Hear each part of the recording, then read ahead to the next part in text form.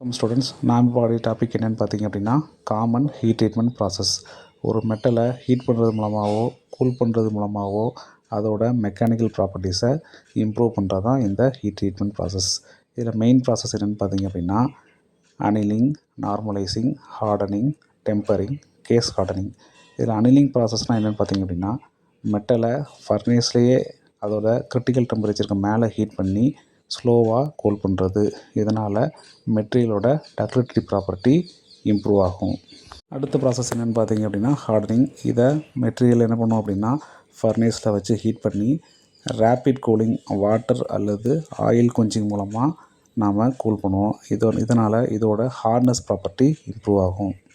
Tempering ப்ராசஸில் என்னென்னு பார்த்தீங்க அப்படின்னா அதோட ஹார்ட்னஸை நாம் என்ன பண்ணுவோம் அப்படின்னா மெயின்டைன் பண்ணி அதோட பிரிட்டில்னஸை நாம் ரீஹீட் பண்ணுறதுனால நம்ம என்ன பண்ணுவோம் அப்படின்னா ரெடியூஸ் பண்ணுவோம். இந்த ப்ராசஸ் தான் டெம்பரிங் ப்ராசஸ்.